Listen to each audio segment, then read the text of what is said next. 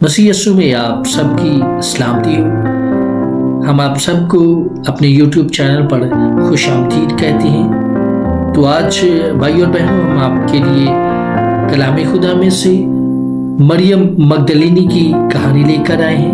हम आज आपको मरियम मगदलीनी के बारे में कुछ अहम मालूमात फराहम करने की कोशिश करेंगे, जो कि मगदला की रहने वाली है, जो मसीहत में एक खास खातून की हैसियत रखती है। मुकद्दसा मरियम के बाद अहदनामा जदीद में दूसरी तमाम औरतों से ज्यादा अहम मरियम मगदलीनी है। ये मगदला की रहने वाली है, जो गलील की झील के जनूब मगरबी किनारे पर था। नए अहदनामा में कुल 6 खवातीन हैं जिनका नाम मरियम है। इन 4 अनाजील के अंदर मरियम मगदलीनी का नाम 12 है। मरियम मगदलीनी जो कि मगदला की रहने वाली है, सो इसी मुनासबत से उसे मरियम मगदलीनी कहा जाता है, जो कि 7 बदरूहों की गिरफ्त में थी और इसके अलावा कई तरह की बीमारियों में मुब्तला थी। मगदलीनी जो कि 7 बदरूहों की गिरफ्त में थी और इसके अलावा कई तरह की बीमारियों में मुब्तला थी, मगदलीनी को उनकी बीमारियों और 7 बदरूहों से आज़ाद किया, पैरवी करने लगी। और जिस तरह खुदा यीशु मसीह के शागिर्द उसके साथ, इसी तरह मरियम मगदलीनी भी खुदा यीशु मसीह के साथ साथ चलती, वो उसकी पैरवी करती थी और खुदा यीशु मसीह की खिदमत भी किया करती थी। लूका 8 बाब 2 और 3 आयत से हमें ये पता चलता है कि खुदावंद यीशु मसीह ने मरियम मगदलीनी को बीमारियों और 7 बदरूहों से आज़ाद किया।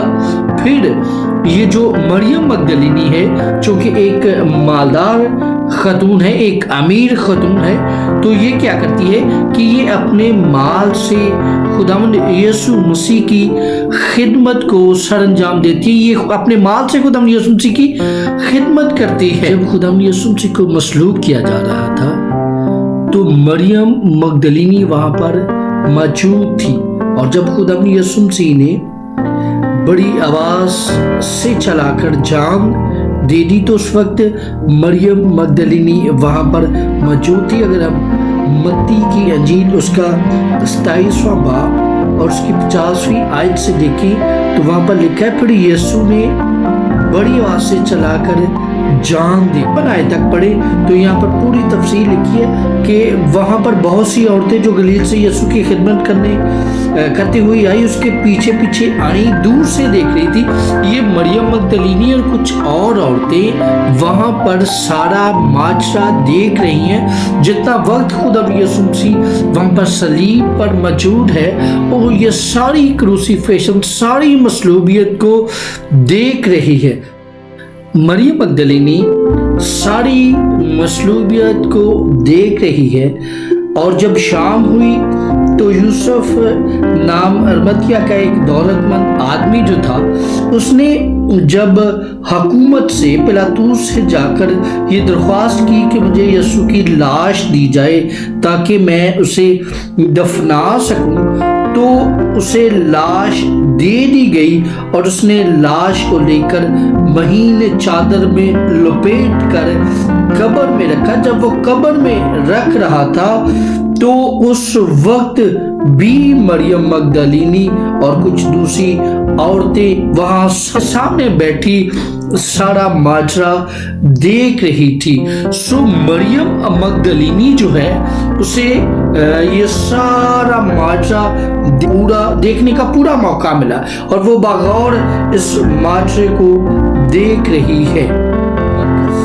16वां बाब और उसकी पहली आयत को पढ़े तो वहां पर लिखा है कि जब सबत का दिन गुजर गया, तो मरियम मगदलीनी और याकूब की मां मरियम और सलोमी ने खुशबूदार चीजें मोल दी ताकि उस पर मली।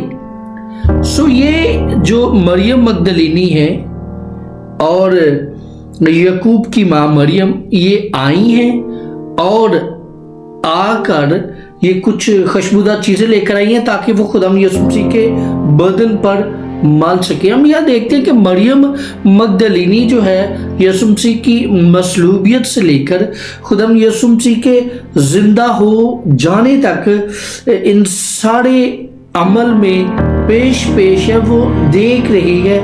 یسوع مسیح کی مصلوبیت کے سارے عمل کو وہ دیکھ رہی ہے، یا یوں کہہ لیجئے کہ وہ اس بات کی یسوع مسیح کی مصلوبیت کی گواہ ہے.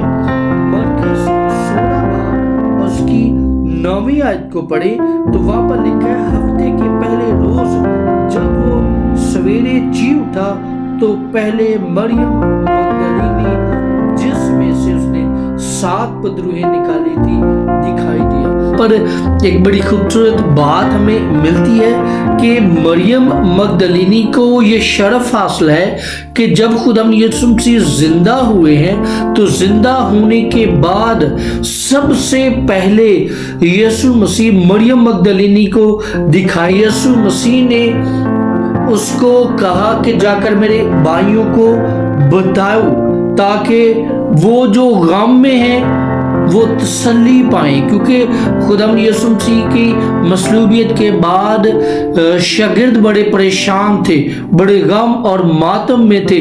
لیکن جب مریم مگدلینی نے خدا یسوع مسیح کو دیکھا تو اس نے جا کر یہ خوشی کی خبر شاگردوں کو بتائی.